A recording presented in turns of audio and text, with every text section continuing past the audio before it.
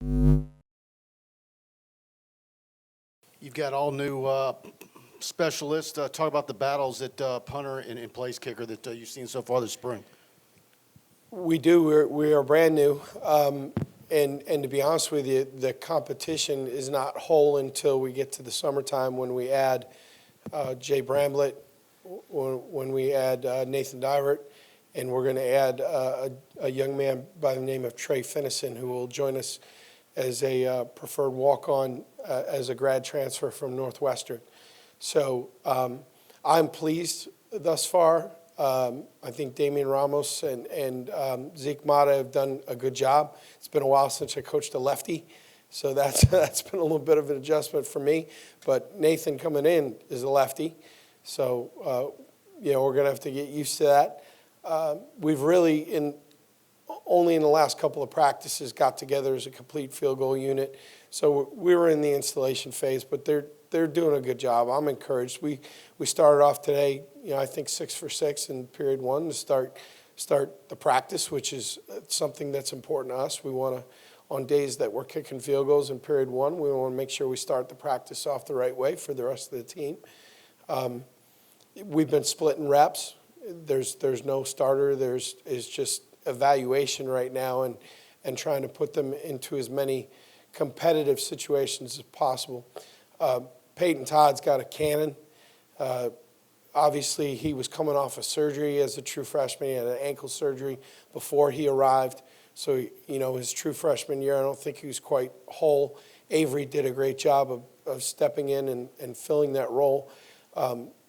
He's immensely talented. We just got to keep working on the fundamentals and keep getting used to us, and he's doing that, and it's a schematic change for him too, so that's a little different, but everybody's doing a good job. We've got to identify who the returners are going to be. We've got to get a second holder, whether it be a quarterback, a wideout, a skill player that can come in and be another holder. So there are a lot of evaluations going on. Spring football for us, Coach Kelly and I have always taken the approach that we want to have the punt team established by the end of spring football. We want to know who the punt team is, and we want that unit to have gone through roughly maybe 60% of the installation. Everything else is just trying to create competitives, trying to teach fundamentals, and just evaluate. So, on those days that we're out there starting up a drill and playing AC/DC or, trying to get the blood pumping a little bit, those are competitive scenarios. You mentioned Nathan Dibbert and Jay Bramblett. Obviously, they're not here yet, but just based on what you know about them and having been with Jay at Notre Dame, just what would you kind of describe about their games and what they'll be bringing once they get here? As it relates to Nathan, the words used to describe him during his camp performance here, he was committed before I arrived. We honored that. We were happy to. I've never worked him out in person. But Coach McMahon and I have a good relationship. We've been friends. He talked about how unflappable the kid was. He came in here in the camp and was really, really steady, not too high, not too low, and really blew away the competition in the camp. And then Cade described him that way to me as well, which when you have an older player describing that's pretty good. I'm really excited for Jay to arrive. Jay is in, I was texting with him the other night. He's in the best emotional, mental space he's been. He was a Tuscaloosa guy that went to South Bend, Indiana. Jay is a Southern guy in his core. I know that he really valued his time at Notre Dame. He's going to walk out of there with a diploma, but he is really excited to be in the SEC. He's really excited to be back down south. And I can hear it in his voice. He stopped in a couple weeks ago to say hello, came down to look for a place. And just his whole demeanor right now is really, really energetic and positive. And I'm excited. One of the things that people don't know about Jay, and one of the reasons I loved him so much in the evaluation process, he was the starting quarterback at his high school. He was the best pitcher on the baseball team. He's got very, very high-level athletic skills, great ball skills. He's a wonderful holder. I mean, you watch him catch snaps and the way he molds, he can throw the ball. We've run a couple fakes with him because he's a real athlete. So, you know, I'm excited to welcome him into the family and begin to create some more competition there this summer. Just some general questions, kind of getting to know you and your approach as well as Brian's. On the kickoffs, do you like to park it out of the end zone? You know, just real simple stuff like that. How do you view special teams? Do you feel like you can maybe win some games? Oh, absolutely. I think if you look back on the Notre Dame season last year, I mean, there were 3 games that were won in the kicking game. There were 2 field goals made at the buzzer, and then we went into the Wisconsin game trailing in the fourth quarter and returned a kickoff 96 yards that started a great fourth quarter. We absolutely believe, and in the SEC where there is parity, everybody's got good players, the kicking game is going to be the difference 2, 3, 4 times a year. So we absolutely, from the head coach through me and every member of the staff that's involved, believe that the special teams units are incredibly important and that they are separators in games where teams might be equally matched. Our approach is you will see our best players out there. You'll see them on our coverage units because we believe that you have to cover kicks to win games. You got to cover punts and you got to protect the punter. I mean, think back to the Green Bay Packers. They get a punt blocked and they're out of the playoffs. I mean, you've got to be able to protect kickers. You got to be able to cover kicks to win games. And then we will, as it relates to personnel, there are spots where we will use our best players. And then there are roles for guys that will be 4-unit core special teams players that might be a backup on offense or defense, but will carve out a way to play winning football for us. And we view those players as starters. And really that's what we're doing right now is we're evaluating the roster, trying to figure out who those guys are going to be. Mike Jones has been fantastic. You know, you can expect to see him on the punt team. He'll probably cover kickoffs. Greg Penn's been awesome. Fouché, Brooks have been fantastic. And then think about younger players. I'm really excited about what we've seen from Colby Fields. I mean, he's in the drill work and what we're asking him to do is terrific. I really like Josh Williams. I mean, there's a guy that's a backup tailback that will most likely be a core player for us. You know, what can Jure give us as a big wide receiver? What can Gardner give us? What can,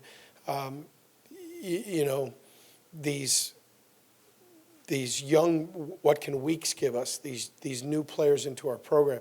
That's what we're trying to evaluate right now. But we've been encouraged by a lot of the tape and a lot of what we're seeing on the field.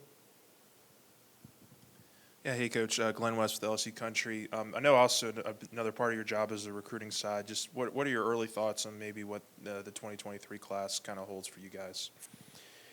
It's interesting.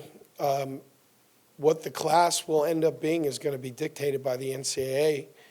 Are we going to be back to 25 initials? Are we going to be at 32 like we were last year, which it feels like there might be a little bit of movement towards that? Or ultimately, will the NCAA say, listen, take as many initials as you need, just be at 85 on August the 1st? We're waiting for that direction from the NCAA because we're prepared in all 3 scenarios. It's unlikely if the number was back to 25 initials, you know, there are going to be schools like us and a whole lot of others that are going to look at that and say, boy, can I get back to the full 85 if I'm only allowed 25 initials in the landscape of the portal and the transition that we went through? So, trying to set our board, identify our needs. I feel like we're in a really good place there. We have not had a cattle call on campus, which I'm okay with. We've had a lot of really upper echelon targeted players have been on our campus, and that's been a good thing. We've had a couple of junior days, which I think have gone really well. I'm not panicked by the fact that we have only a handful of commitments right now. I think things will speed up here over the next 4 to 6 weeks. We're set up for some summer visits, although we got to figure out how we're going to handle the heat. It's going to be a little bit different for us. But I feel like we're on pace. The evaluation process has been really thorough. The coaches have been fantastic. Coach Kelly's working his tail off.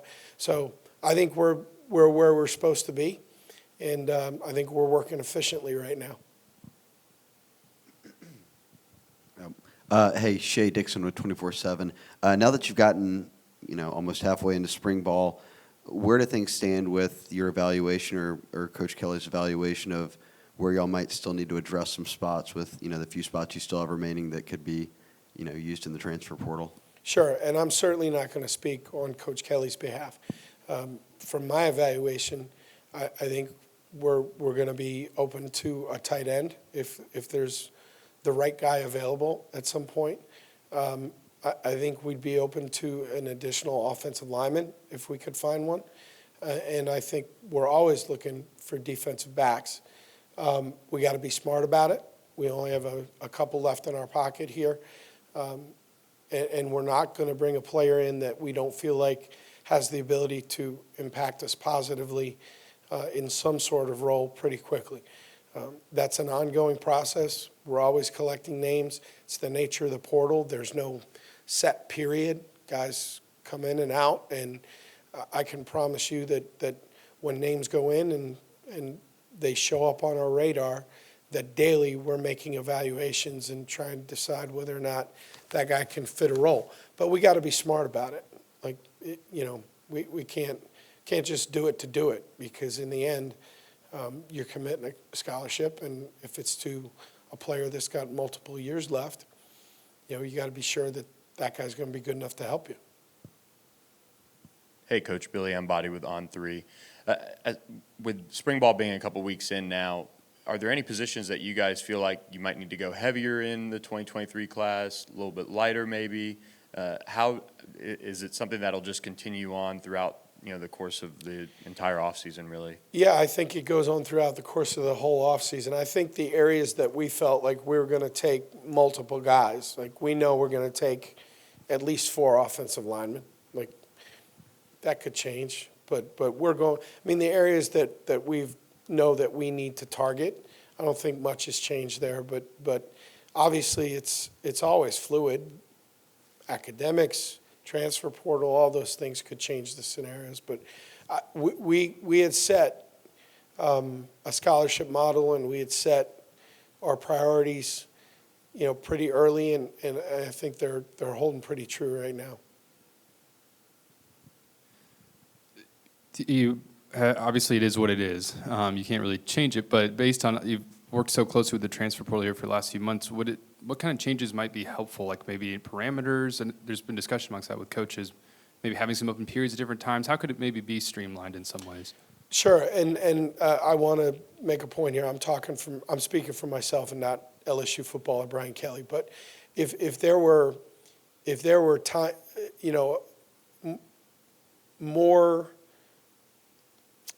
specific time periods to, like, you can only, if you're not in by December 31st, the struggle for us, and I don't think very many people understand this, we're going to sign a class before our underclassmen are going to declare for the NFL, and then you still have guys going into the portal. So how do you truly address what your needs are until you pass those deadlines? So the December signing date's not changing. There was so much momentum to move the signing date up. But unfortunately, that NFL declaration date is after that signing date. So your needs could change after you've signed the class. If we could somehow shrink the window where guys can go into the portal, like, I don't think it's great when a young man comes back for the spring semester, you put him on scholarship, and 2 weeks later, he says, all right, I'm going in, but I'm going to finish the semester. I'm going to do it on your dime. Like, I don't know if that's ideal. Again, that's just me personally. If we could kind of shrink down these windows, I have no issue with the fact that they get the one-time waiver, and players are given the freedom to find a better situation for themselves. But there's got to be, I would hope, a little bit more guidance in terms of helping us manage our rosters and figure out what our needs are. Hey, Coach. Chris Langley with LSU Tiger TV. Earlier it was announced today that the LHSAA would allow student athletes to benefit from NIL deals. Is that something that could potentially, either be a benefit or a harm to recruiting? Maybe not for 2023, but for the 2024 class and beyond for at least Louisiana recruits? I don't know, to be honest with you. I don't want to dive into that because I'd only read that as we were walking onto the practice field. The ship has left the port, so we're going to have to figure out how to make it work. I'd be more concerned about, right now, high schools trying to put together NIL deals to recruit players to their places. I mean, I don't think that's what high school sports should be about, but we're living in a different time and things are shifting, and unless we can control these things, which in reality we cannot, we have to adjust and figure out, what's best. But as it relates to that issue specifically, we've not given it a ton of thought because it just popped up on our radar. It's just a recruiting question. I read this piece about that Bruce did, I think, with Coach Kelly about the dining hall. And Notre Dame is such a national brand, a global brand, whatever. You recruited at a very high level. Have you noticed any, contextual differences now that you're in the SEC? Is it drastically different? Do you just have more resources available to you? How would you describe the differences? It's still relationship based no matter where you're at, whether it be Notre Dame, Stanford, Texas A&M, LSU, handful of places that I've been. It's still relationship driven. There is, I think, in some cases, a more emotional connection with the geography when we recruit here, that there are players that know immediately, I want to play in the SEC. Or a young man like Will Campbell, who, I want to be an LSU Tiger. There are advantages and disadvantages at every single job. There is no perfect job. And you just have to figure out what they are, accentuate what your advantages are, and try to make up for the places that you feel like you might be at a disadvantage, and constantly try and close those gaps. We can recruit a smaller footprint here, which I think is a good thing. I think it's going to make us more effective as a staff. When you have to fly, I'll give you an example. I think our last roster at Notre Dame was comprised of 31 or 32 different states. So to fly from Jersey to Hawaii to build a roster, that's difficult, and it makes it hard to establish rapport in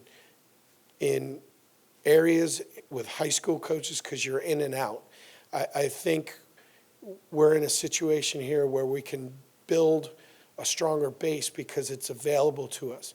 And there are things, look, facilities matter, and to ignore that, I think would be silly. And to walk in and be able to show a prospect that dining facility is incredible. To show them that weight room and all the things that we have here, they matter. And to ignore that is a little bit naive, And so, again, we have unbelievable facilities. We have great people. We have a really good education. I mean, I think when a young man is looking for something specific, we have most of it in our arsenal. Your dad coming in tomorrow. I think your brother's in football as well. Both brothers. Both brothers. Very much a football family then. How would you describe the role this sport has played in y'all's entire family? Oh, boy.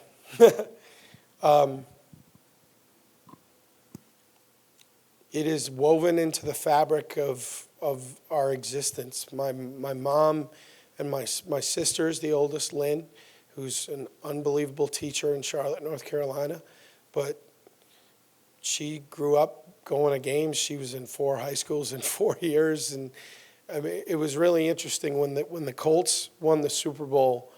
My dad not only got a pendant for my mom, which was the top of the ring, got one for my sister as well, as an acknowledgement of, hey, I know you don't work in the business, but you've sacrificed personally so that our family could be on this journey. And for him to recognize that, and for my brothers and I to not only be close because of our, our relationship as siblings and our relationship with our parents, but to be able to lean on each other professionally, to seek advice, to, hey, what did you think of this? What'd you do here? My older brother, Chris, is the director of pro personnel for the Washington Commanders. My younger brother, Dennis, is the senior associate AD for football at Baylor with Coach Aranda. So it's woven into the fabric of everything that we do, right, wrong, or indifferent, to the point where when my wife, Laura, when we got engaged, my mother took her out for lunch and said, hey, listen, we need to talk about what this life is going to be like. Because my mom married a history teacher, and my dad was teaching history in the Bronx and found his way into football, college coach, small college coaching, and then into personnel. And that journey ended up in Canton, Ohio, which is incredible, but it was a journey. And there was moves and there's sacrifice and all those things. And my mom wanted to be sure that my wife, Laura, knew exactly what she was getting into. And our family will all be together this July. My parents both turn 80 this year, and we can't get together in the fall because we're all kind of busy. So we're going to Buffalo this July. We got a house, and we're all going to get together and enjoy each other's company. And let's see if maybe Baylor and LSU can't find each other in a bowl game and talk wild to each other for a while. So, no, it's been great. I appreciate that question, too. We good? Have a great day, guys. Thank you.